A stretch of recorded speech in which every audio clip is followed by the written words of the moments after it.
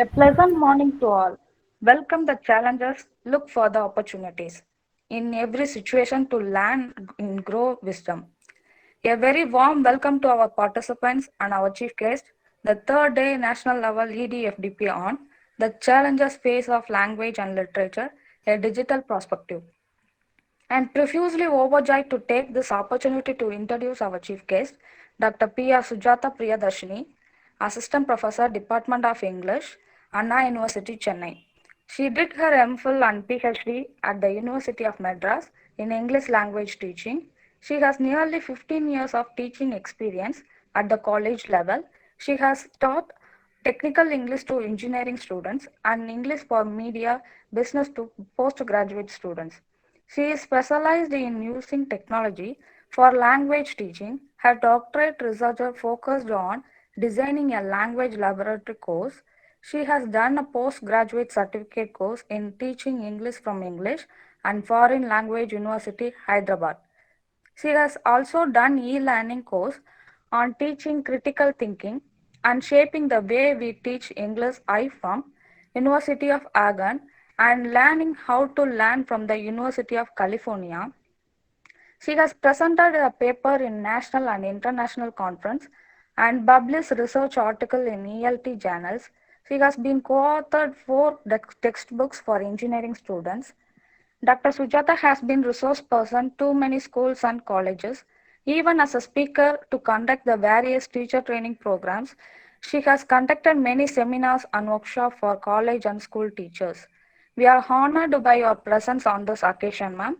We hope having a person like you will enlighten the delegates community on the whole. Thank you. Now I'll hand over the session to our chief guest, Dr. P.R. Sujata Priyadarshini, ma'am. Welcome, ma'am. Yeah, I think am I there? Good Yes, morning. ma'am. Good morning, ma'am. Good morning, everyone. Thank you Yeah, for good morning, madam. such a warm welcome. Thank you. Thanks a lot. Good morning, ma'am. I wish good morning to all the participants. I think I'm seeing total number of 166, including all of us.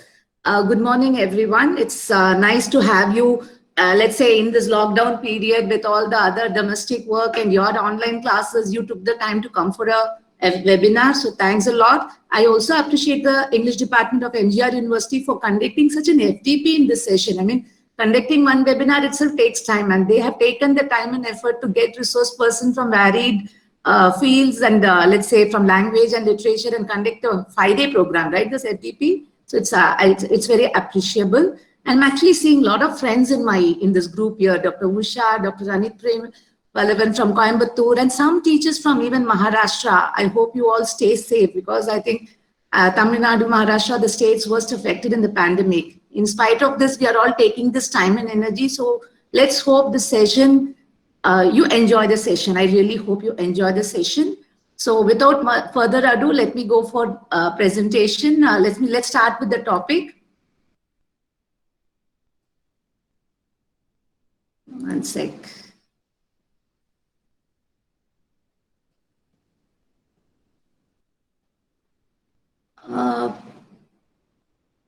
Okay, can you see the PowerPoint? Yes, ma'am. Yes, ma'am. Okay, the topic as such we decided was teaching language skills using ICT tools. Now, in this, ICT tools have been in education for so many decades. It's not like anything new. We have been in this, we have been using ICT tools in language teaching or literature teaching long back.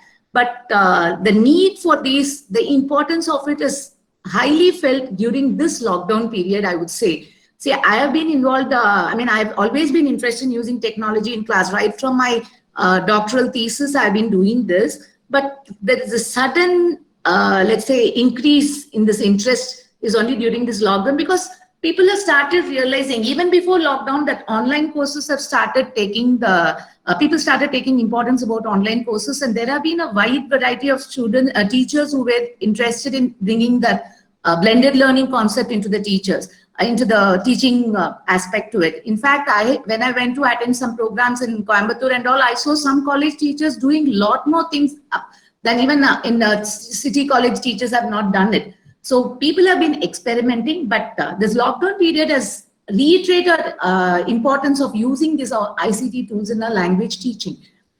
This next 1 hour session is, what is it about is, I would like to share what I have done, what I have learned, some of the tools, because it is not possible to encompass in this 1 hour time, all the tools which is available. So some of the tools which I have experimented, I would like to share it with you. And I see in a webinar, making it interactive. See, I'm more a workshop person. So having a webinar, it's like, only monotonous talk. I'm not keen into that. But the thing is, somewhere I need to bring in the interactive element. We'll try to bring in the chat box into that. Let's go topic right now. Before Excuse me, ma'am. One second. Balamurugan sir, please stop sharing your screen. We cannot see the man's screen.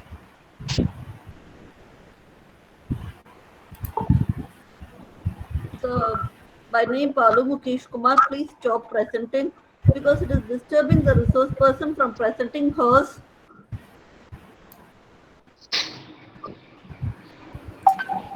Ma'am, now you present your screen, ma'am. Yeah, it is supposed to be present in my screen. Actually, you came inside and. Okay. And is it visible now? Is my screen visible? No, ma'am. No. Okay, let me try again.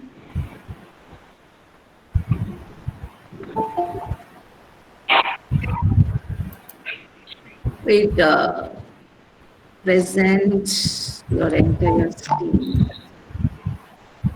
Okay. Okay, is the PowerPoint visible? Yes, ma'am. Thank you. Okay, let's go ahead. Let's start with what exactly do we mean by ICT. Now, ICT definition as such, if you see the acronym, standard, it's information and communication technologies. All of us know that. It started from the mid-1980s, this acronym as such. What exactly it means is, it's all kind of electronic systems used for broadcasting, telecommunication, and mediated communication. Not just the telecommunication, any kind of mediated communication will come under this. For example, computers, even video games, mobile phones, internet, or any other electronic payment systems, any software, everything will be encompassed in this. But if you look at this definition as such, the acronym, if you see that expansion, it is information technology and communication technology. Both of it is covered in this. But there is another one, I came across another one interesting look at this ICT as such. Instead of looking it as an information technology and communication technology, if you can look at the components as information, communication, and technologies, then you have 4 items here: information technology, communication, and communication technology. So all the components. Ma'am, sorry, ma'am. Again, the Balu Mukesh sir, you are presenting your screen. Please avoid that. And ma'am, your presentation is not there, ma'am. Oh my God. I'm removing for 3 times. Again, he is doing like this. Wait, let me. Is he stop presenting? No, ma'am. You present it, ma'am. Okay, now no, Bala Mukesh is still presenting. Yes, you present. I'll remove it. Who is this Bala Mukesh Kumar? Wait, your entire screen I will try.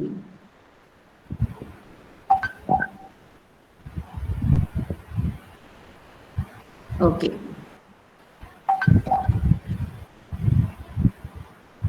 Akshaya, ma'am, please tell her how to click on the. Yes, ma'am. This right. This correct. Now you can. Yes, ma'am.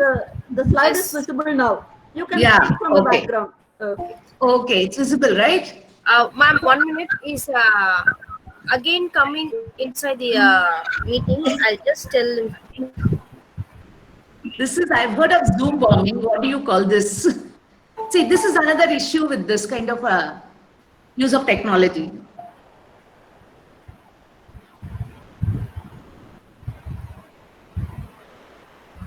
Who is Balu Mukesh Kumar sir? I don't know.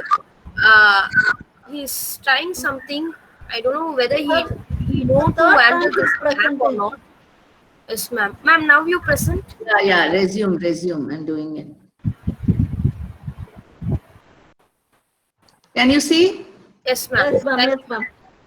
Okay, I think he needs, I hope Bala Mukesh sir, can you just watch it? You can present your screen at the end of the session if you have something to share with us.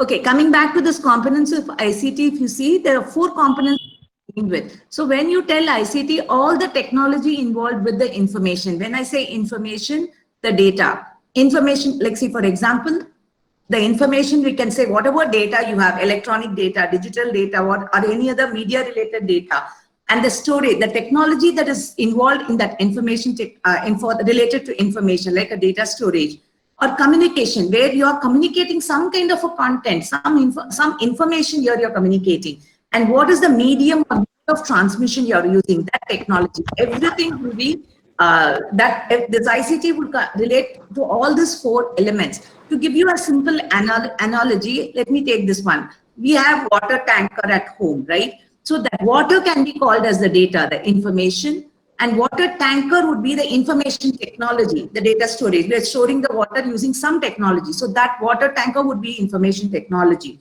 Now, when the water comes to our home, like running water, that would be the communication. And the pipe that helps us reach that running water to our homes, that would be the communication technology. So when we talk about ICT, all the 4 components need to be taken care of. Now, when we say ICT, ICT is not always computers. We also have non-web based ICT. The thing is newspaper. That is also some kind of information. It's the broadcast media. Newspaper, radio, TV, these are broadcast media. And that also can be coming under ICT tools. And the education, we have been using newspaper. Newspaper in education is a very old concept. Radio, television. I don't know whether we have that generation of people who used, in schools, we used to have that, television hour. During classes, some classes will be taken to a common TV room where if they put a program on television, we get to watch it. So it was part of our education itself. Then came tape recorder, films, projector, overhead projectors. Linguaphone, I don't know whether people are familiar. It was like a box-like thing which comes with ready-made gadgets, workbooks, exercise notes, everything, which was very useful for improving our listening skills. Language lab, and the language lab I'm talking here is an audio active language lab, not the multimedia language lab. This was before computer time, where focus was only on the listening part. You had those recorders, language lab recorders, where you can listen and even record. These were the non-web based ICT tools. Then comes the web-based ICT tools. And web-based can be divided into different kinds, like knowledge-based materials. Like we have so many online dictionaries and thesaurus, online content, and then you have computing tools. Computing tools were actually this MS Office packages, MS Word processors, spreadsheets, where you can calculate. Presentation software like PowerPoint or Prezi. Database maintenance like Access or DBase, that kind of maintenance tools. Or you can even talk about course management software. Now that you're coming to online course, Blackboard, I'm not talking about the older Blackboard. This is a software, CMS, a course management software through which online courses are offered. Canvas, we have free also, free version and the paid version. Edmodo, both this Canvas, Edmodo, Moodle, we have free as well as paid version. Moodle, in fact, you can even host it in your university server and an exclusive one for your own university teachers. Google Classroom, some of you are more proficient, I would say. You'll see some of it at least. So apart from this evaluation and assessment, Google Forms are used, Kahoot, Hot Potato, ePortfolio. These are all online tools which is available, which can be used for your testing part of it. Or the social media tools, which is used for communicating, Facebook, Insta, Twitter, blog. I left out WhatsApp there. I don't know, our younger generation, our students don't seem to use Facebook nowadays. They seem to be into Insta, Twitter, and Quora generation. So all these tools, this will all come under ICT. Storage. We get to store the information. Remember I told you that information technology, which is used for storing of information, all this. CD, DVDs to USB, these are the basic ones. Now we have online cloud storage, Google Drive, Dropbox, e-lockers. I think Google offers Vault. And then technical tools where you can convert. Now you have online converters. Zamza, I go by Zamza.com. Anything I want to convert, I use Zamza.com. With a small PDF, I actually can add it. It's an add-on in Chrome browser. You can just add on and any PDF open in small PDF. So file to file compression. That comes to compression. That must be done to the compression files where the files are very heavy. For a project of mine, apart from the project report, I had to send annexures and lot of appendixes. So I had to put everything in one folder and compress it so that the size is reduced. WinZip and WinRAR, as I told you, I'm putting down what I use. There are plenty more. And some of the the mode of transmission, Bluetooth, you can use a Bluetooth, webcam, iPod. iPod is basically for the audio files. Projector, I'm talking about the multimedia projector. You have a projector that you can fix it, or you can have a portable projector, share it where you can share your files, or the video conferencing tools we are using.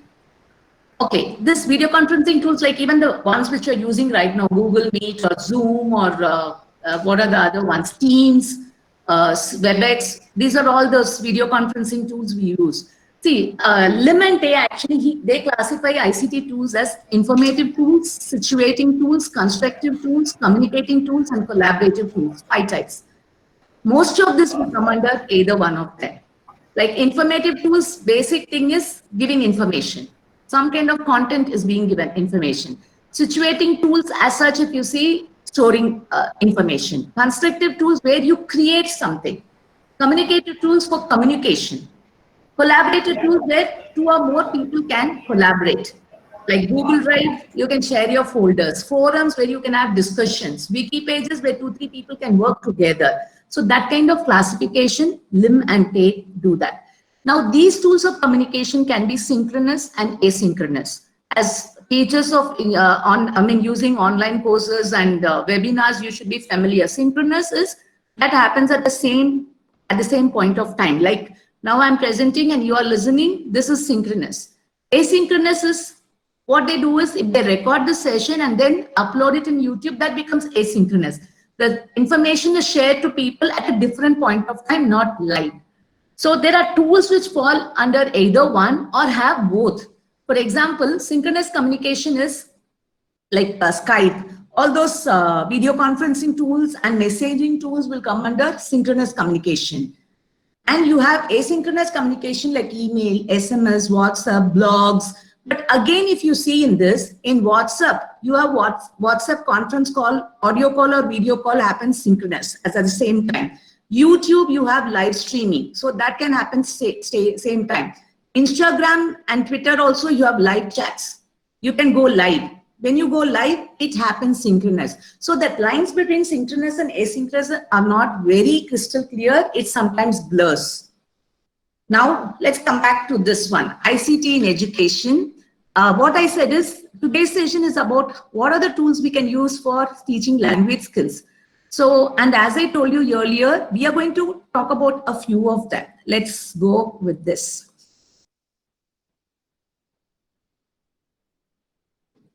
Okay, I need a chat box here. How do I, if I stop sharing, only chat box will come, right? Okay. Okay, let me see. I actually wanted the chat box here. Akshaya or someone, can you help me? Is there a chat? How do I get the chat box when I'm sharing? It's not possible? It's not possible. Yes, okay. ma'am, it's not possible, ma'am. Okay, then we go ahead with it. I'll guide you, ma'am. How? I'll guide you. Okay. You ask questions. No. It's okay. Then it's not a question. What I wanted them to click on this. This is a wheel. I mean, we have done this, right? Wheel of Fortune. As you click on it, it goes and rests on one tool. We go discuss the tool. That's what I was planning. I don't think we can do that. Okay, let me see. This is again, let me see. It starts with blogging. Okay, let's start with blogging first.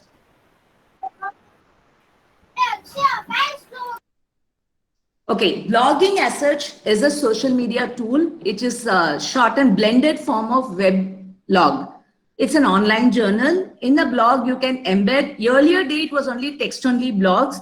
Nowadays, you can have, you can embed images, audio, PowerPoint, video files, everything. There are different types of blogs you can have. Various forms in the sense, let me say, you can have individual blogs, you can have institutional blogs, you can have class blogs. In fact, these three are there. You have project blogs, these are different. But basically, major three classification would be individual, a group or class blog, and an institutional blog. Now, let's say why I'm talking about blog here is for teaching writing. Specifically for teaching writing, blogging is a very wonderful tool. In fact, I just recently finished a project with British Council about using blogs to teach writing skills. In fact, that the last the URL address you're seeing is the blog we created for our students. Now, this gives an authentic communication. You can actually have in a setting whether only class can comment, or you can have other people commenting also. So for you can either have, see, when you have an individual blogs, what happened? You cannot expect our students to keep posting every other day because students will not do it. Why first let me say why blogging. There are other social media tools like Facebook, Twitter, everything, but all the other tools, there is no chance of students writing lengthy posts. There are one or two who write, but usually they do write short posts, and sometimes they use other languages like Tamil or Hindi or other languages, or sometimes they use English English is the medium, but they're actually talking in Tamil. That is, the transliteration, but they don't use only English. Whereas blogging is one tool where it expects a formal language and it also facilitates a lengthy communication. It is an authentic communication because it's published online, it's open to everyone, and there is a chance of interaction where you can comment on someone's post. It's the more formal type, and there are different types of blogs. For reading also, when you go for Google search, sometimes we end up with blogs. How to do blogs are very popular. Food blogs, very popular. In fact, fiction blogs and food blogs, publishers have approached and brought out books after the blogs were so popular. So that when you look at ICT tools for teaching writing, blogging would be the best resource. In fact, I thought I'll show you the blog. Let me see whether I'm able to open it. Yeah, this is for a teaching critical thinking course. If you see, every activity we'll be having, like this is an activity for a lamb to slaughter I did. You can see the comments, 81 comments. The class was 70 student class and we had 81 comments because there are a lot of discussion. I can post the materials in the blog also, and we had video. This is a PowerPoint which was posted for which students had to comment. And this was a creative thinking, creative writing activity because this was a writing course. We had 102 comments because students were actually commenting on their friends' stories. And this was the most interesting, most popular activity we ever did. This we had posted asking them, since it was a critical thinking course, we had posted this picture which is available, freely available online, and asking them to tell whether it is a murder or suicide, and they have to give actual facts, supporting facts for their opinion. This was more popular because you can look at the comments, 218 comments, because they were actually trying to, let's say, question their friends' judgments. They were trying to question others' decisions, like why do you think it is a suicide or why do you think it's a murder? It was the most, I would say, the popular of this. So we had this kind of 6 posts, I would say 6 to 7 posts I think we had. So this one response, what we saw from this project was students who were earlier hesitating to write lengthy writing exercise, they got used to writing lengthy exercise. And the very idea of getting published online, that seemed to have motivated students who usually were quiet in the class. If you could try this, I don't know, some of you would have tried this exercise because what I'm saying is not new. There are a lot of people who have tried, but most of the other literature I've read are motivating the student to write their own blogs. See, when you ask the students to write their own blogs, they would open a blog, they would start a blog. And for starting a blog, the most popular websites are blogspot.com and other one is wordpress.com. These two are the most popular one. You can experiment, but when you make the students to write individual blogs, for them to continue writing, persisting in that blogging is very difficult.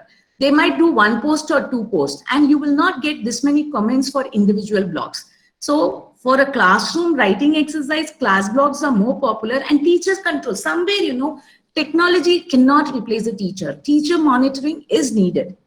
So when you start a class blog where you are the coordinating everything, when you have to select the right post that will interest your students, and then make sure they are commenting. Everyone is commenting, everyone is responding. In fact, thanks to the university setup, we had an internal mark where in that internals, 10 marks could be given for this blogging. So mark as a motivator was also there, and that was the initial motivator. But then the content started motivating them. They had the first post itself was a video content. So audio, video, this kind of embedding actually motivated them, got them interested. And for teaching writing, it's not just the blogging. Social media post, an FB, or FB is not in vogue anymore with our students. Twitter or Insta, that post, having a unique, very creative post, encouraging them. And even the status update, writing the right quotation instead of just cut, copy, paste, making them do it.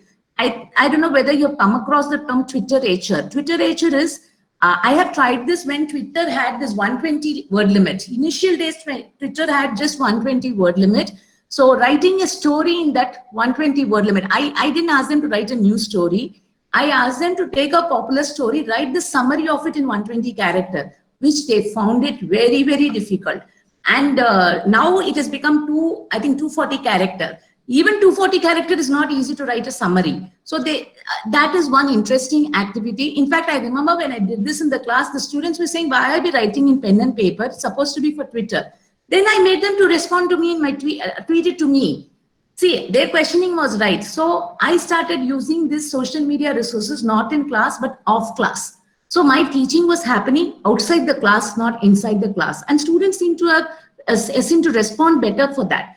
And there are other websites. I'm just giving one. There are too many websites you can explore. Digital storytelling websites. This is suitable for little younger learners. I don't know whether tertiary level learners would be interested. Storyverse, it is a good one. There is comic strip tools, adult learners would be interested. There are a lot of students who are interested in this, which is actually a storyboard where you can create your own character, make up your own story. This will be very interesting activity where they get to write English and also be creative. Mind mapping tools are available in bubble.us. Let's go to the next one. Okay, I want to try this.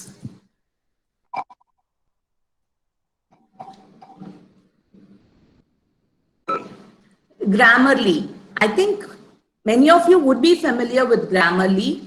So basically, when we started, let's say, using computers or internet for education, grammar was the first item to be taught. So we have a number of websites offering grammar exercises, grammar tutorials, grammar tests. You have grammar for beginner level, intermediate level, advanced level. So many grammars are available. Grammar items are available. You can go ahead. Grammarly, and there are the grammar check, freegrammarcheck.com. These are online grammar checking websites. So some of you would be very, very familiar, but for teaching part of it, you can check out some of the interesting websites. I've just mentioned it. OWL is Purdue University's website. Their grammar tutorial are the best. Or English Club. Chomp Chomp is for young learners, that has with, clapping sound and all that. My younger children have enjoyed that. Brain Pop is really good. EnglishGrammar.com is another one. Hardcore School of Grammar is also good. So grammar websites, how do we go about teaching using that is, I have used grammar basically for developing my own worksheets. I would not download as it is. I would adapt it according to the student's level. And using worksheets, I've used grammar. There are interactive grammar. Like as I said, like the Chomp Chomp, there are websites which you have those interactive quiz kind of thing. You can use it directly online. So grammar, teaching grammar ICT tools, there are plenty available online. Only thing is you need to choose the right one. There are agendaweb.com is also very good. I have not put down all those websites. Let's go with the next one. Okay, blogging is coming again. Okay. Social media, as already we were discussing, we are teaching our generation, which is called as digital natives. Now, digital natives are the ones who have been born with technical, even a 2-year-old now uses mobile phone very well. So when you talk about social media, Kaplan and Henlon, they actually describe it as a group of internet-based application that build on ideological and technological foundation of Web 2.0. And let me tell you, now we are not in Web 2.0, we have reached Web 4.0, I would say. And that allows the creation and exchange of user-generated content. It's not just anymore only creating or exchanging user-generated content. Today's web tools can even let's say, visualize what you want to search. For example, let's say we call that a semantic web. See, one is when you're going for Google search, when you write something, even before you could type your answer, the Google will be asking, are you wanting to search this? It will actually come out with the one search engine what you wanted to ask. Even before you could write the full statement, it will be asking you, are you wanting to search for this particular item? So that is trying to understand what you want even before you write this intelligent web, that semantic web also. And nowadays you have mission to mission communication happening. Forget human to mission, we have mission to mission communication happening. Like for example, I'll tell you, see, I had registered for my one of my conference in Singapore 2 years back, I think. Registration mail had come and it has gone to my spam. Whereas my smartphone has access to my mail and it has checked the mail in the spam folder. I check only inbox. I don't check my spam box. It has checked the spam box and it gave me a notification saying, today is the last date for registration. Are you registering? Then only I realized my important mail is sitting in the spam. So here what has happened? My phone has really the smartphone and it has checked my mail. That is semantic technology, web, I would say. Now, when you're using this kind of social media, in fact, we can apply our Bloom's taxonomy here. Bloom's taxonomy, as teachers, we are familiar. There is the 6th level, knowledge base, comprehension base, and now, it goes to the later ones also there. So you have lower order thinking skill and higher order thinking skill. That is HOTS and LOTS for you. Now you can choose the appropriate social media and see for lower order thinking skill, what is needed. You can choose that kind of a media. Whereas higher order thinking skill is where you create something, asking students to create something. You probably can, blogs will come under the social media here. So you can ask them to create some kind of a poster. There is something called vlog, that is video blogs. Blogster is there, Glogster is there. These are all photographs. Or Instagram has photos, asking them to create photos, some kind of a collage. So some kind of a higher order, they need to evaluate which is good. You'll be applying higher order thinking skill. So not just language skills, grammar, vocabulary, everything can be built into the social media. You can add your Facebook pages for each classes. You can add WhatsApp group. I think most of us have. We are already having it. And some of us are sending not just the communication, we are even sending audio, video files. In fact, in my college, sometimes you have a power problem. I was planning to show them an audio, play them an audio or show a video. Backup is always, I send the file already in the WhatsApp. So it's there in their phone. It's available there in their phone so that they can use it. I don't have to make photocopies of it. They use the phone as the content and they respond to me in their, let's say in another paper or something, or they probably talk about it. I have done that a lot with WhatsApp.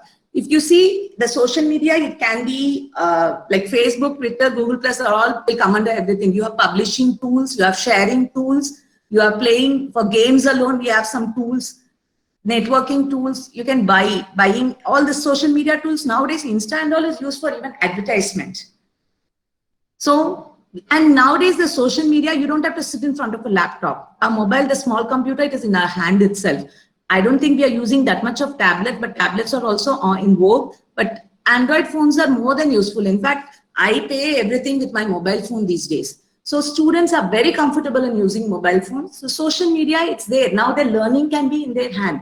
WhatsApp, like giving daily one. I have seen teachers doing that, giving them daily one question. It's like, daily quizzes. They enjoy doing that. Instead of teaching and learning as if something very serious thing, bring in the fun element, bring in the competitiveness.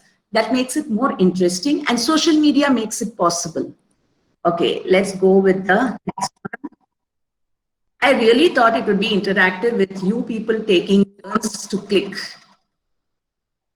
I think, okay, now this is another, I don't know how many of you use the Screencastify. Now the Screencastify tool is, let's say, it's one of the tool which is very useful for online teaching. Okay, this is available. There are many tools available like this. I have used Screencastify because it's very easy to use. It is a screen recorder. In fact, some of my students have said we have in the telephone screen recorder. But in telephone screen recorder, it records only what is there in the screen, whereas Screencastify, or there's one more called Screencast-O-Matic. These things allows even the narrator also to record. The procedure, how to go about doing it, I'll just show you how to go about doing it. This is also a Chrome extension. You can get it from the Google Play Store, from the Chrome store and add it to the Chrome, and then it will come into your browser URL itself. I'll show it to you. Then you can record it, and then you can edit and share the video, or you can store it in your hard drive or share it in YouTube, Google Drive, Google Classroom, wherever you want. What you can do with the Screencastify is you can create a flipped classroom. What is a flipped classroom? Now, flipped classroom, I think you would have heard the term blended learning. Blended learning is a mix of face-to-face and online learning. Even before lockdown, we have been doing that, where most of our PhD students used to come, part-time students and all would not be able to come for regular classes. So we used to have a blended learning where we have face-to-face session and online sessions. And flipped classroom comes under one type of blended learning. In the earlier classroom, teachers used to give lectures in the classroom and then ask the students to do homework at home. But now with technology, what has happened is teachers record their lectures or give content in different forms and send it to students through online. So students sit at home and listen to the content either as a lecture or as a recorded information or audio, video lectures, they will probably do it. And they come to class and do the activity in class. So that is, you're flipping, you're reversing the traditional classroom here. That's why it's called a flipped classroom. Screencastify is a tool that helps you create content for this flipped classroom. You can explain difficult concepts in your own explanation.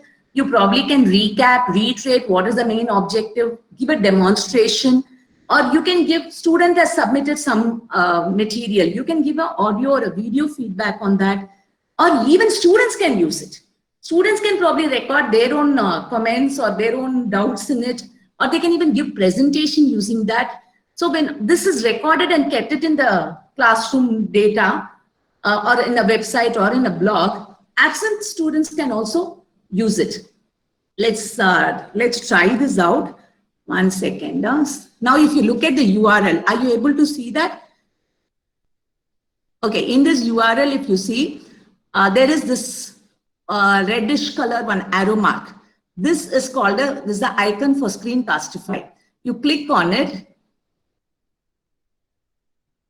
Okay, you have the screen just like what is happening with our Google Meet. It is asking whether you want to share browser tab or desktop or webcam.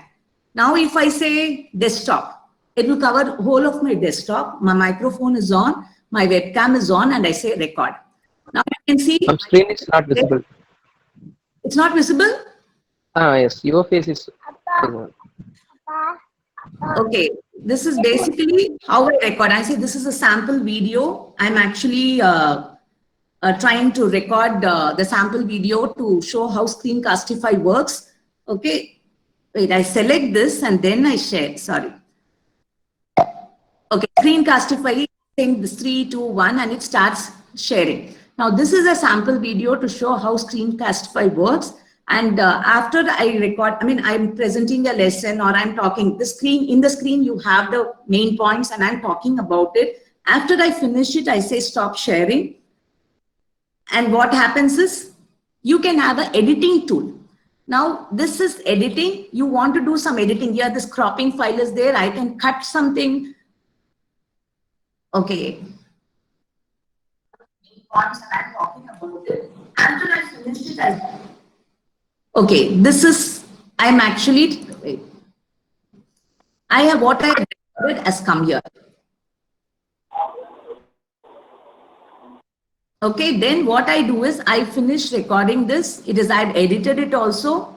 Then I can either share it to the Google Classroom, publish it in YouTube, or take an embed code and put it in my blog, or I can download it to my hard drive and export it. I can do anything with this video. Now this video is available to be shared with students. This is very simple and it can be used for online classes in particular. 1 second. So this is Screencastify for you. Please note down if you have any queries so that at the end of the session you can check out. Now let's go back. I'm trying this video to break the monotony. I don't want to go in a linear fashion, non-linear fashion. No, again.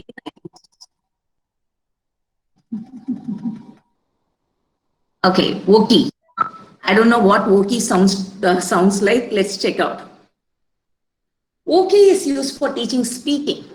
Now, computers online specifically, people think is mostly used for reading and writing, or probably even listening. But speaking, how do you do? There is this one website called Woki.com. It's an online creative tool where you can create a character. You have the character, you can give a name to the character, and you can write what you want to tell, and the character will tell. This is very useful for shy students, you know, the students who are very shy, who don't want to speak in English, who are hesitant to speak in English, but they're comfortable writing. You try this exercise for teaching speaking, they actually would enjoy it. I have tried this with my students who are low proficient students. They enjoyed it. You know, when the character speaks what they spoke, they had a fun time doing it. But it cannot be done for a very high, different discussion level and all, it can't, but it encourages students to start speaking. And they also, as a creativity, they have developing their own character. And they can ask them to speak on given topics. That is, making them speak was the main idea for using Woki.com. There's another one app called Learn to Speak English. It is an app which can be downloaded on the phone. I don't know, see, using an app for teaching English is, particularly teaching speaking, is little dicey because you can't expect the students to continue without your monitoring. But only way of ensuring is make sure they finish this level and you do something in the class to test that.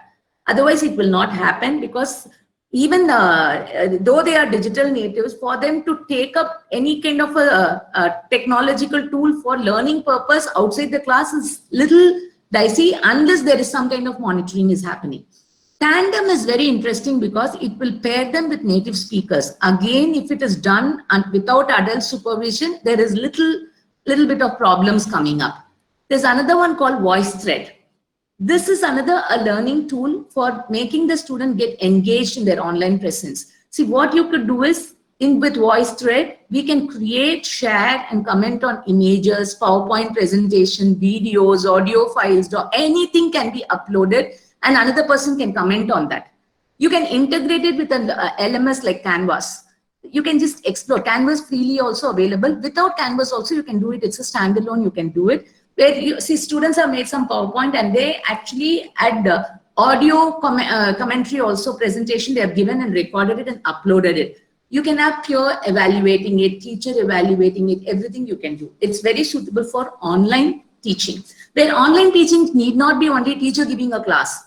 You can have interaction also like this. This is for and teaching speaking. Let me tell you, these are some of the websites. There are plenty of other websites where you have where students can record their voices and check whether it meets with the natives. That kind of conversational practice that is also possible. It is there, but you need to explore for that. Okay.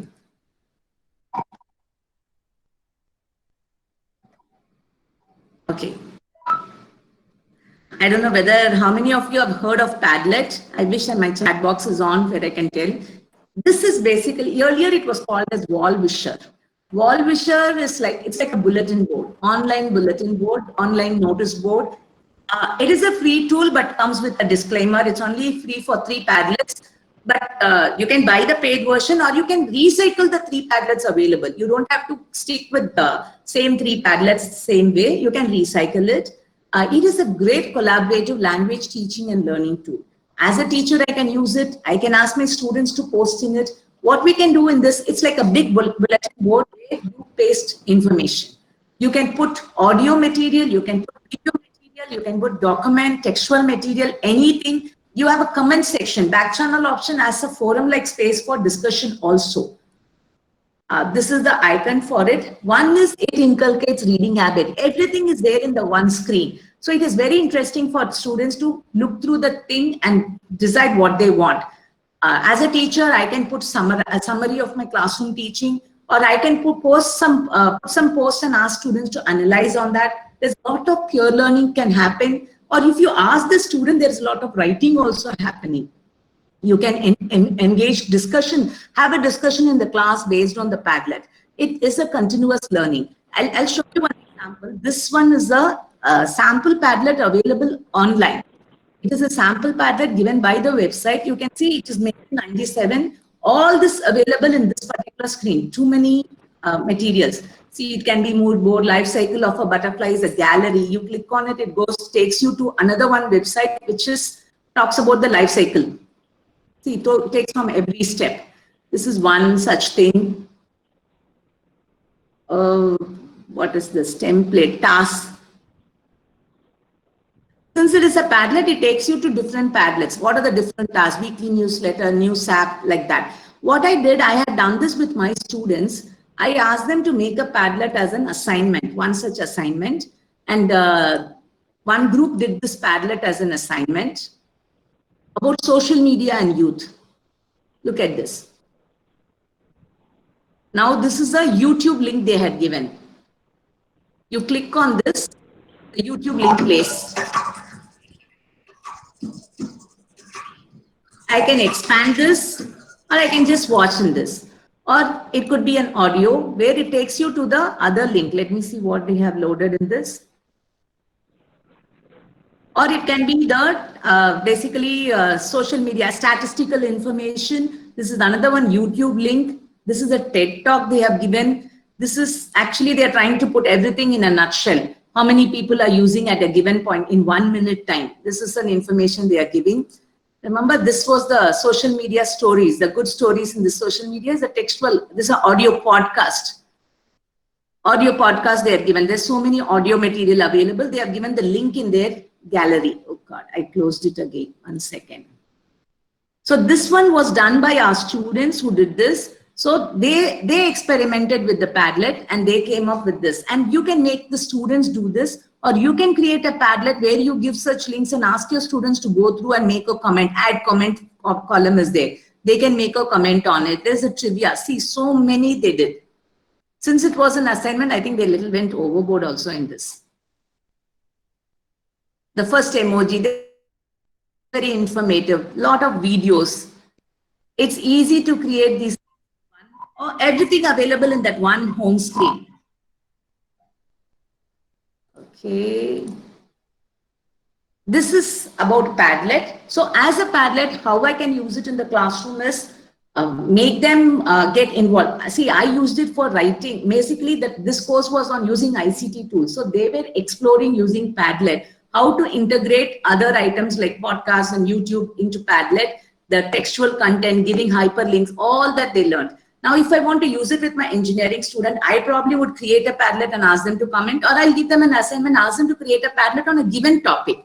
Give them a particular topic and ask them to work on that. So they will be doing, researching, collecting information that is of interest. And when they post it, ask other groups to comment. So the peer evaluation is also coming in. That sense of competitiveness also comes when you start giving them mark.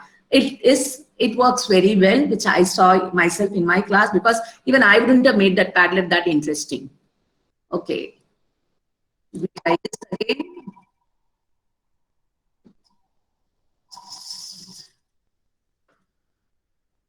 Anything new? No. I think I'm taking a break when the screen is doing. No. Okay.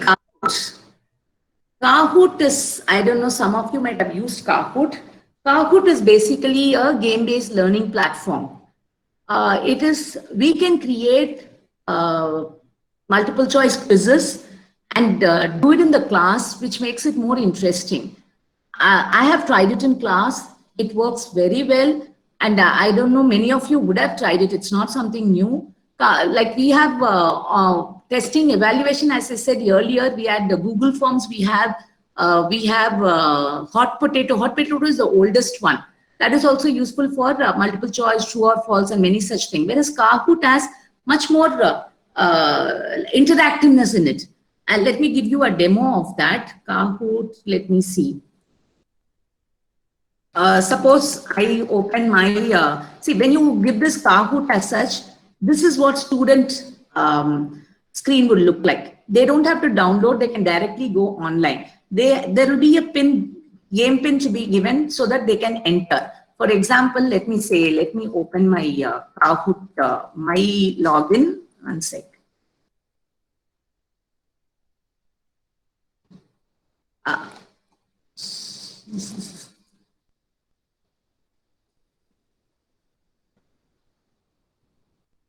Okay, this one I had created one for this one learning theory quiz. If you see this particular quiz, it has some 15 questions. Now I want to play this game, so I click on play.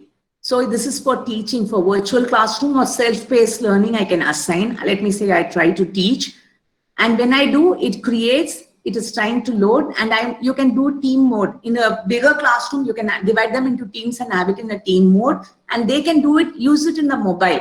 In fact, if you're having mobile, you can try that now. Okay, this is the number.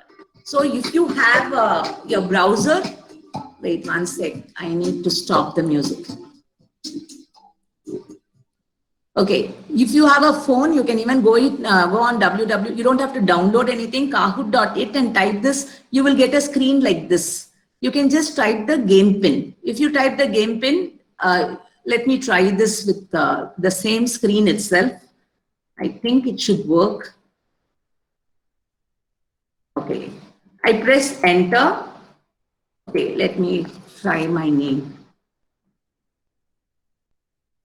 Okay, it says you're in, but it is not yet started because I have not started it. If I say start only, I will get. Now, other players have not joined. That's why one player is there. But as other people join, the number of players will increase. Is it possible for people to join? If you have a phone, or you can try it in your laptop itself, just type kahoot.it and try it out. Should I wait for someone to join? Hashini, or who's there? Akshaya? Okay, 4 players are joined. Yes, ma'am. I'm just trying to join.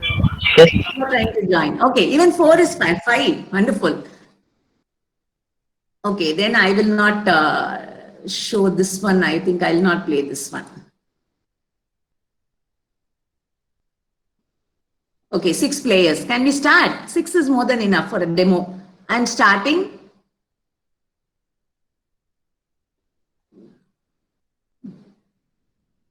Now, this is the question. In the student's phone, questions will, they will get it like only the colors will be there.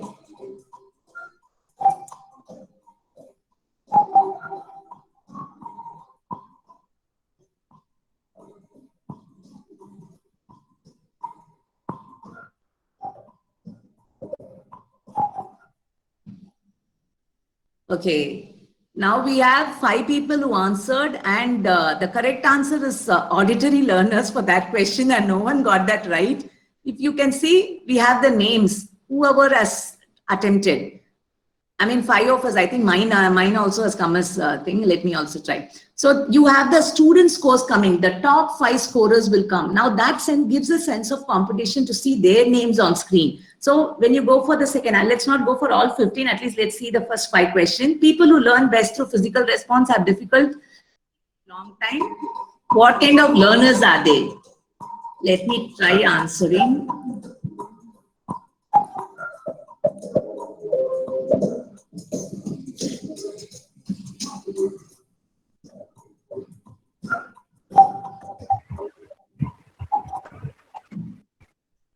Okay, kinesthetic learner is the correct answer. 5 of them got it right. 3 have got auditory and visual learners as that. Let's see. Ooh, Nitya. See how fast you're answering. That makes a difference. So Nitya is leading with 878. So you have, I see, even I attempted it, I got only in the third. An, I don't know who is this An, they have got. Now this sense, you see, next question you see, try answering in the next one. Let's see this one. People who learn best when teachers use body language, facial expression and pictures. Okay, I would, let me also play it.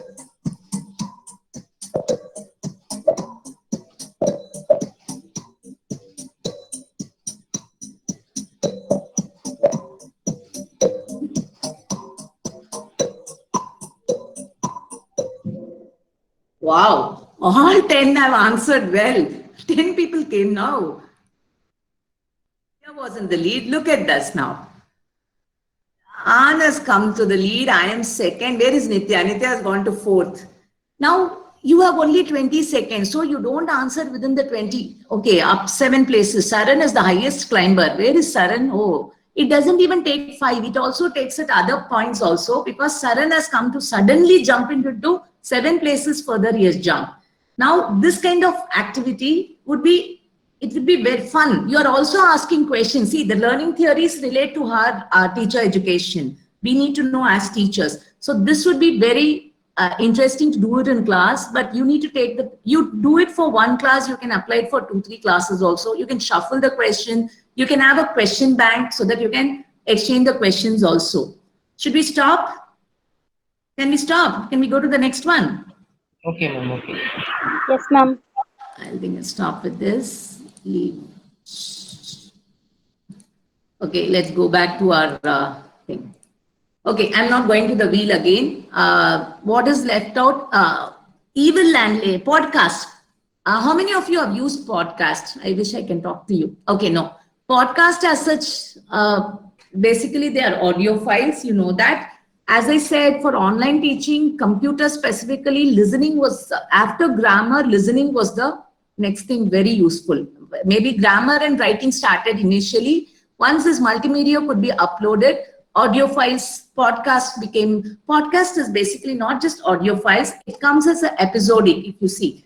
It's a web tool, very effective for teaching. See, there are challenges when you're teaching listening. We think every other day as a teacher we talk, we assume students are actually listening to us. So what is the big deal about teaching listening? But there is a difference between listening and hearing. How many times we have said, oh, I taught this in class, didn't you actually listen to me? They hear, they don't actually listen. Active listening never happens in class. So there is an attention problem. Statistically speaking, earlier days they used to say 15 minutes. Now it has come down to 7 minutes. And even now, thanks to our increasing use of social media, I think 3 minutes. How many of us sit and watch all WhatsApp videos being forwarded to us? I don't have the patience to go through even a 2-minute video or audio. Less than 1 minute, we are listening. Our attention span is going down like that. How can you expect a student to sit for a 50-minute lecture? So attention is one problem. Interest. The topic we are talking about should be interesting enough. And complexity. Suppose I'm going to talk about a topic, it's too simple for them. I say, why is this lady talking about this? So the complexities should suit the level of their students. Materials. Now for all this, I need to have interesting materials. As a teacher, we are so busy with all the other things, designing materials on our own, or say, suppose I want to make my own listening materials. I need to have a good studio. I need to have good voices. So all voices may not be that good for recording.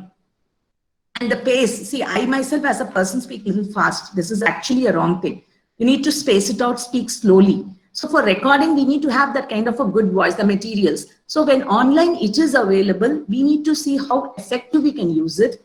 Podcast is one such material where podcast is not just one-time audio material, it's episodic. You can have it in episodes. It will be it's like an online radio, I would say. You have episodes, you have weekly episodes coming in. Now, listennotes.com is actually a podcast search engine. You can go there and ask for classroom teaching podcast, horror story podcast. You will get a whole lot of lists from which you can choose.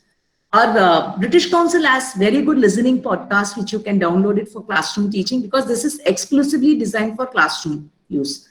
Or ESL Lab. ESL Lab comes even with questions also. So that also has a lot of audio files, not necessarily podcast here, audio files here. Movie clips. There are websites which offers you movie clips with even questions. So you don't even have to take time to prepare the question. Only thing is make sure you acknowledge them.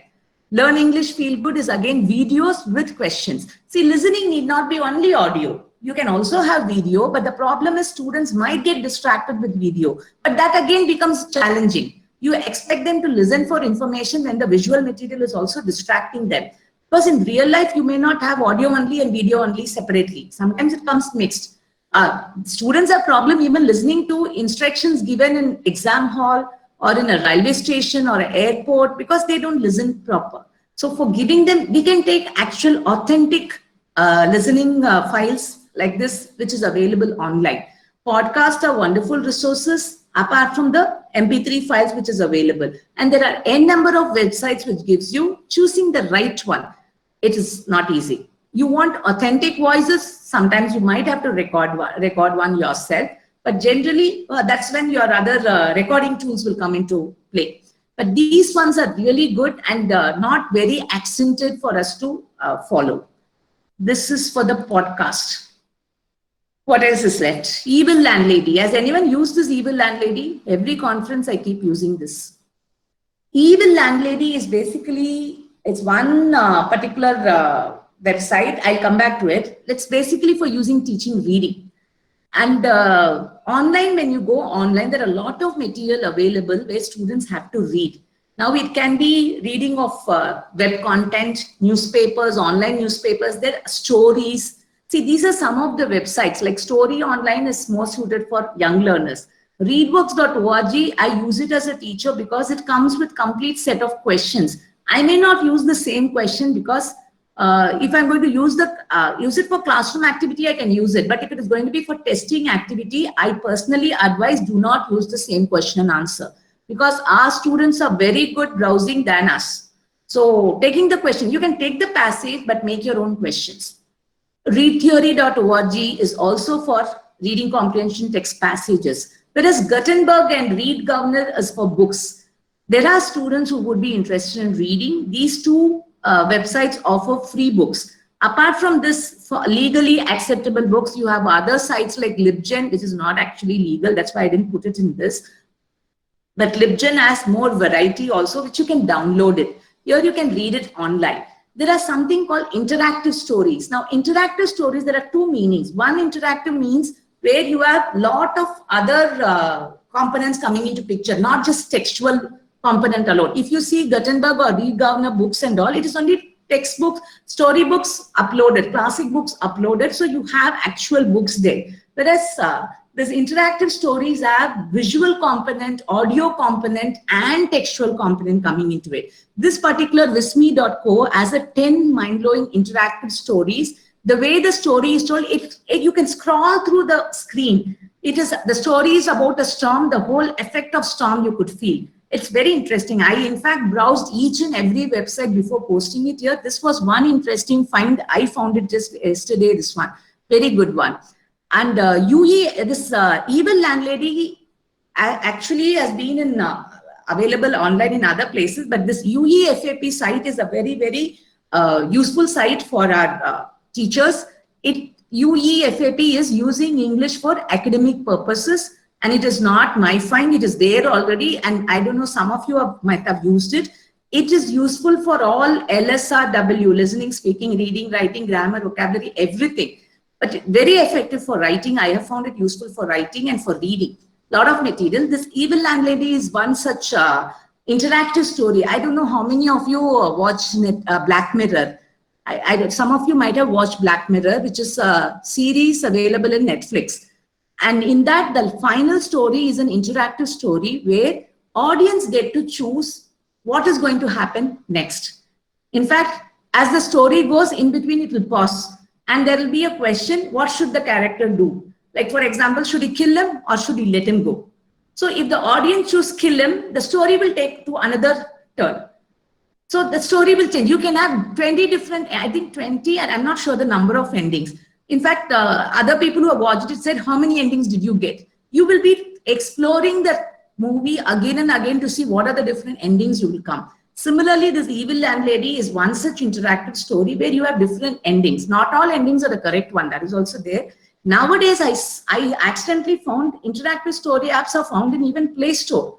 You have variety of genres. You have romance, you have horror. Everywhere, the interactive element is limited there. One limitation is like you design the character and give the name. For example, in a completely foreign story, I can have Sujata, a character named Sujata acting in it. So you'll have the story proceeding with visual and the text with my choice of character name, and I can choose what is the step the character will do for certain levels. It is not, I think story element is not moved so much, but you can try to influence the character. That can happen. Evil Landlady is one such story. I'll just show you that one. Again, using this as such, I would advise don't, because this has like stereotypical message here. So you'll have to be careful. See, for example, this particular story starts with you're a student in the University of Victoria. You are going to rent an apartment because you're renting an apartment. The landlady is one who's making you very unhappy. She's always spying, reading your mail. She's very rude to you. So you have some issues. So there is a couple of choices given, like 5 choices. You have to accept the situation, learn to live, or consult a Canadian friend, speak politely to your landlady. So you can ask the students which one they want to do. Suppose you want to say, speak angrily, it will take you to another one situation. So that will lead to another question. So you again make the students to choose. It will take you to another part of the story. The story moves according to the choice taken by the reader. So this is the interactive element. And when I did this with my class, students were so excited so that when they finished the story also, they wanted to go back and try other choices.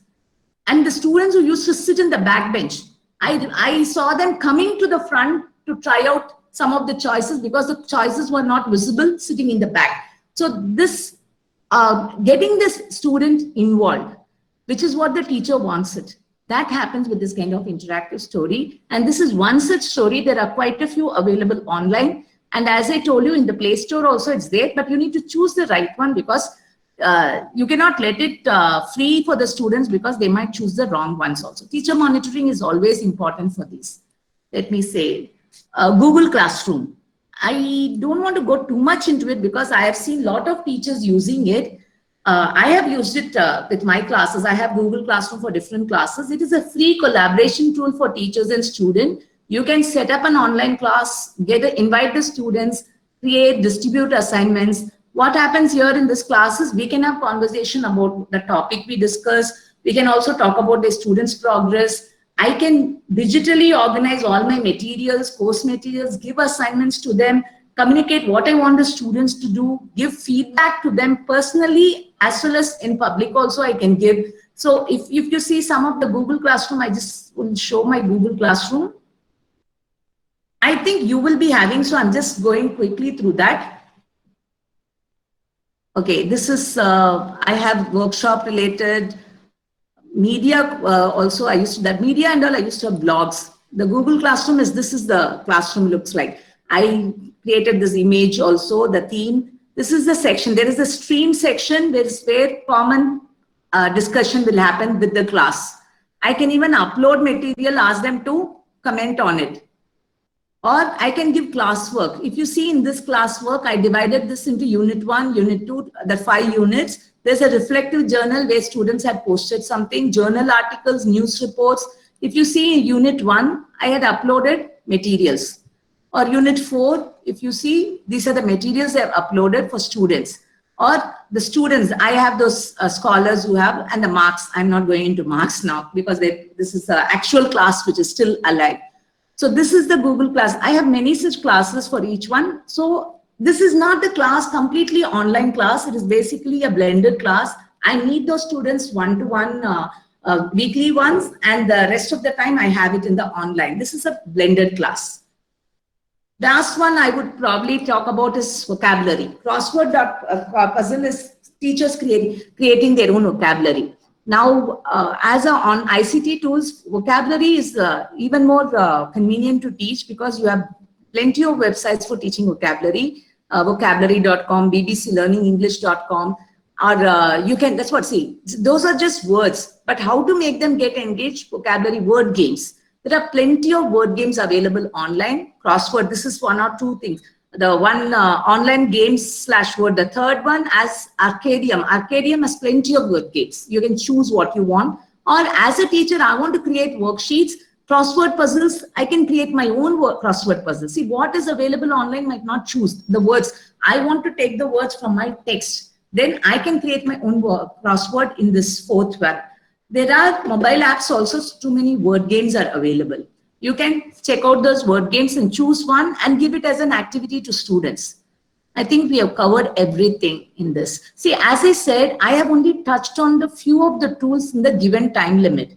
As teachers, you might have used some of it already, then good for you. Probably you can add some more when we do it next time, or probably you can try this. If you have not tried some of it, you can try and experiment and give us a feedback how it works. But whatever the tool is, one thing we should realize is technology should always have a pedagogical background. You cannot use technology just because, oh, I learned this tool, let me try.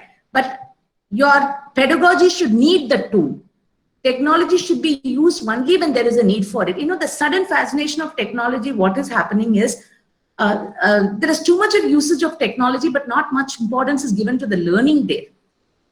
See, when I was working as in a corporate where you were teaching teachers to integrate technology, so I remember in one class, the teacher had played the CD of some short video or something, and she was sitting in the back. That is not the way technology is supposed to be used. No teacher can be replaced by technology. And if a teacher is replaced, then she deserves to be. This is a famous quote, it's not my quote. So technology should be only a tool or a medium. You can have, see, the technology can be, either it can be a resource where you get material, or it can be a tool where I use it to show something, or it can be a medium like now where I'm telling my content through the technology, but it can never take the place of the teacher. We need to make it how we can justify it to add on to our teaching, effective teaching. Like it can take my place, take what I'm doing, you can use it to learn something from that. But you need to know, you need to play a role in that, how it is being used. For example, if you see Google search engine itself, you will ask the student to search for something, you can easily get lost in searching for something. I tell you personally, when I start searching for information, something else will come. You get distracted. As an older person, if I can get distracted, what about the younger ones? They will easily get distracted. Instead, if you actually browse and give them some 5 to 10 websites, okay, within this 10 websites, the information is there. Go search for it. That will actually a monitored search. As a teacher, in today's world, we cannot stay back in sitting in our let's say subject knowledge alone. We need to be updated with the latest use. See, I have been using technology from 2000 onwards. I have been doing attending webinars or taking online classes on 2002 onwards, and 4 onwards, I would say. But still, when this lockdown happened, this online teaching happened, suddenly there's a boom of these meeting apps. Suddenly I had to relearn everything, Zoom. Today, this particular Google Meet I'm not used. This is the first time I'm using Google Meet. So I had to ask everyone how to go about this, how to do this. In fact, yesterday I had a demo whether I would be able to do all this, let's say, opening my PowerPoint and website, everything. But even then, I missed out on the chat. I would have appreciated if you could have had a chat in the site. I missed out. So I need to also be network. Network is possible only through technology, because we are right now teaching in a digital age and I have to teach digital natives. See, for example, my students are so comfortable with me because they used to comment on my Instagram account. They think, okay, I'm as a teacher who's having an Insta and Twitter account, I'm the latest updated teacher. Their opinion about me changes, is really better because they think I'm a teacher with latest knowledge about the latest technology. So today the demand for the teacher is to be, there's a lot of demand on us, I agree. So we need to meet up the demand, and for that, knowledge of using technology in our teaching is a must, but not a blind using. There should always be a reason for using that specific technology. So that is where your expertise, your experience, your knowledge, your critical evaluative skills, everything comes into picture.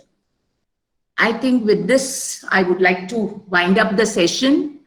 I don't know whether I was able to reach out to all of you. One sec. Can I stop? Ma'am? Really, it's a good session, ma'am. There is a famous quote that we need technology in every classroom and in every student and teacher's hand, because it's like a pen and paper of our time, and it's the lens through which we experience much of our world. I thank Sujata ma'am for a wonderful and thoughtful, provoking session. It helped us to learn so much of the tools that we use for the language teaching, and we are now confident that we can overcome from the obstacles of related to technology. We are very much glad to thank you, ma'am. I hope all the professors who joined here really enjoyed the presentation. We team English Phase 2 of Dr. MGR University really appreciate you, the resource person of the day, for taking the time of her busy schedule to inspire us and teach us something valuable. Thanks once again, ma'am, and your participation of your thank you participants for your cooperation and support. Now it's time for discussion time. I request all the participants to clarify your doubts and ask the questions to the resource person one by one. Ma'am, good afternoon. Hello, ma'am. Ma'am, hello. Yes, Ma'am, yes, I'm Raja. yes, Raja. I can hear you. Yeah. Thank you, ma'am. Thank you. It's a really wonderful session, ma'am. Actually, I am a basic literature teacher, and Oh, I never get used to all these ICT tools. okay. Really very sick towards it. But after this session, really it's an eye opener for me, and really it is good, ma'am. Thank you so much for your wonderful session, ma'am. And I have a Thank you. question. Yes. Yeah, yeah. After this lockdown only, I started with this Google Classroom and online teaching like Zoom video and other things, ma'am. Let me ask you one thing. How it is mostly related with the language teaching. Okay. What is your opinion regarding how we can enhance towards literature, ma'am? Purely literature. Okay. Thank you. Literature teaching. See, I have great admiration for literature teachers because I tried teaching literature and I had one spell in MOP Vaishnav. Though it was general English, yes, literature teaching, if you see, there are quite a few websites which has, dramatics, role play kind of thing, that storyboarding kind of thing, or, the script writing, or, making them create their own stories or have a different ending. Creative writing you can do probably, but the literature part of it, you need to explore more. Like, you have Shakespeare plays and all available online. Yes, You ma'am. probably can use some of the tools where you can show them. I mean, I have tried with literature students was this, showing them the video and having a comprehension question or a discussion on that. I will not show the full movie. For example, I will series, take a movie, show the short excerpt from that movie, then what happened before, what happens after, like that we had a discussion for speaking, and then show them the complete movie. That gives them the create that interest. Otherwise, making them read a novel, it was not very easy with the arts college student. Today's students, I remember one of my friend commented, his student Hamlet, Surukama Kada Solunga sir, in Tamil. Yeah. Yes, I'm ma'am. not teaching literature anymore. He gave me that. But how to make it interesting? See, Hamlet, you have cinema versions of it. Forget version. We have Indian version of it. Makbul is Hamlet's adaptation. Indian adaptation. Show Makbul. They probably can get interested with the story and then go to the original. There will be that, and it is challenging. I don't disagree with it. It is challenging, but I would suggest. I think Raja, right? If you Yes, can ma'am. get a group of you, like 2 or 3 people, sit together, plan, you can do a wonderful job of it. Have a blog. Blog is also a good one where you can involve the students. Come in. For example, what did Lady Macbeth did? Whether it is right? Was she right? Yes. Make it a moral question. Was she right? And today's generation has a lot of points to talk. They probably will come and refer something and come back and tell you. You need to sit together and plan your activity. Sure, ma'am. Sure. Thank you. Answered, Raja. Thank you. Thank you. Hello, So ma'am. much. Yes. Hello, ma'am. Yeah. Ma'am, am I audible to you? Yeah, I am. Yeah, I'm able to hear you. Yeah, ma'am, I'm Anila from Gujarat, and I have a different thing to look out because initially, when I was teaching in a institution where English was the first or the second language, almost all the kind of applications which you have said we used to do, and it was really fun and it was so effective. And thanks to you that you rekindled all those things again in my mind. But apart from that, now I'm that in an institution where English is as a third language. And again, the strength of the students in each class would be not less than 90, and that too even in the fourth session. How do you think would it be able to incorporate any of those kind of what we call technology based teaching apart from Yes. PPTs or audiolingual or kind of some kind of starters apart from that effectively to enable them to love English being the third language? Could it help? Great, very good, Anila. And good you addressed this major we are facing Indian classrooms, the large classrooms which India is facing. Yes. See, I think I remember once in an international conference, people were complaining, I have large classroom, and I asked how many students in your class. The teacher said 25. I was shocked. I said, 25 is not class for us. I said, I have 85 students. And he was like, what do you do with 85? But the thing is, ELT, it started only in India. English, it is not in Britain. It is not in Britain. Because in Britain, they didn't teach English. In Madras particularly, I think they started this ELT as a movement, I would say. What in India is that large classroom, I have taught, I think 87, I remember. I don't see it as 87. But I used to see them as 8 groups of 10 each. That's what I used to see. Most of the class would be a group activity. And use of technology would definitely come in because now, as you say, I cannot, all the 80 will not be responding. Remember, I showed you a blog in my website, in my session. Right, I saw. That has, actually, there were 73 students. Okay. Except that's a large class. Right. And in my class, then I had 3 hours of meeting them in a week and a blog. Now, in the 3 hours, when I did the classroom activities, I had those 10, 15 people, very enthusiastic people taking part. Some of them, yes, taking part, but not as enthusiastically. So I knew that 20 people went very well. But once I started working in the blog, I noticed 1 or 2 people having a very, let's say, very interesting comments, very interesting observations. I checked out the names, it was unfamiliar names. Next day in class, I went and checked out who those people were. Surprising. Okay. In their mouth, but in the blog, they were very vocal. What does it say? The technology has actually helped me give voice to people who are voiceless. Right, ma'am. Appreciated in the class, they were so happy, and they started coming out in the class also. Great. Yeah, thank you. Technology did play a role in this. Indeed, right. So according to you, this kind of blogs would help really if I make them into groups. And the initial thing which I should address is to identify those keen eyes, right? Yes. Or even this Padlet, no? Padlet is created. Make it a group. Yeah, Padlet. Make it a group assignment. And their names are also coming there. Yeah, I saw that, ma'am. Yeah. Thanks a lot, ma'am. Try that. True. Thank you so much. Ma'am, thank you very much for your wonderful session, ma'am. Actually, I was talking to you about you to Pushkala, ma'am, and she was also very happy and proud of you.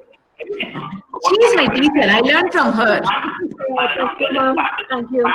Participants, if you have any more questions to ask, please proceed. Any more questions from the participant side?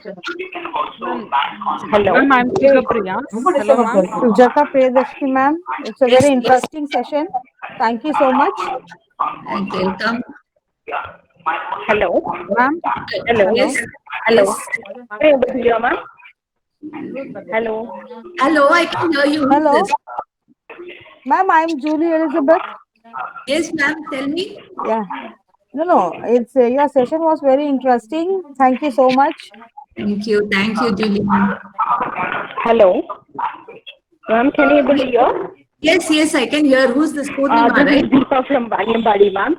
Deepa, This is my second. Yeah, this is my second session with you. It is wonderful. First session I had a webinar which you had a storytelling regarding all these things, and that is also fantastic. And this is also fantastic, ma'am. Thank you. Please share your mail ID. I want to talk to you in person regarding to conduct the program in my college. Okay, It's really fantastic. Thank you, ma'am. Good day to you. Dr. Chadrasena speaking. Mail Dr. ID. Chadrasena I'm posting my Rajasenan. mail ID. You can, anyone wants to send me any queries, please do that. Ma'am, I'm quite thankful for this wonderful presentation that you made. And your presentation is quite relevant to the topic, digital perspective. The way you explained the teaching English as a language to, especially to these technical students and the students who are more interested in communicating themselves, they are all called willing learners and they are better learners. But we would like to have this kind of teaching for our arts and science students, BA students, whom we don't find as much motivated as the technical students, BTech students. What kind of guidelines you can give, ma'am, for teaching these students who are less motivated? Ma'am, art students as such, if you see, the would be the motivation in itself. First of all, many of our art students, I don't think they are into this hardcore literature. First, if you're interested in hardcore literature, you need to find adaptations. Movies are a wonderful repository for these teaching them the literature. In fact, there is one particular activity is there, which I think captioning, I don't know what you call it, comes in college fest and all. Like you play the movie without audio. Ask the student to write the audio and then you play it with their audio. Students would love that. And then you play the actual audio. So when you have a Caesar talking is their language, there is another one thing, Madlib. Madlib uses Julius Caesar speech. That's what a lot of online resources are available. Yes, ma'am. You need to, the Madlibs are one for teaching grammar. I used it. Where Julius Caesar's speech was used, where you built in the Julius Caesar's speech. I remember doing it with my students. I wish you had told me about your arts and science. I would have shown also. That is one activity. Another one, as I said, giving the script for a video. Oh, yes. You can try that. You can, and actually then show the original. Or I have done a speaking activity where I played Churchill's speech. Before playing the Churchill speech, I gave the transcription to the students and I asked them to talk like a big leader. I didn't say who was the leader. I remember students coming in and acting it out, and one particular girl spoke exactly like Caesar. Not Caesar, sorry, Churchill. I played the actual thing. She didn't realize she was using the same thing. Maybe somewhere, I'm not sure. So, this is a wonderful as well as the content. You can also do the content. Both things you can handle. See, but basically, I'm a language teacher. I look out for language. Yes, ma'am. Like, ma'am, I like the word monitored teaching, monitored digital teaching. Yeah. Yes, that is one word that is quite impressive. Yes, ma'am. Thank you, Wanda. Thank you so much for your presentation, ma'am. I have a message for all the participants who are here. The recorded version of the session will be uploaded on YouTube for your reference. Okay, it will be available in another 1 or 2 hours. Maybe before evening we would upload it, and we will send the link to you for your getting benefited. Okay. So, and please, we will be posting the feedback link also to you. You can fill it up on time before 9 p.m. today. Okay. Yes. Thank you very much. Thank you, ma'am. Thank you so much. So, anything else to ask the resource person? I think many people are leaving because they have their other classes, or maybe they will have to attend other webinars. That is the thing. But it was a wonderful session, actually. Thank you very much once again, ma'am. Thank you. I enjoyed it. Thank you. Thank you very much, ma'am. Yes, ma'am. Thank you for the valuable information. It was more interesting, ma'am. Some of the tools I already used, and some of the tools we have learned new for us. Thank you so much, ma'am. Thank you. Thank you. Thank you, Deepika. Thank you so much, ma'am. Thank you. To me. Yeah. Okay. Shall we discuss? Yes. Okay. Thank you very much. Thank Bye, you very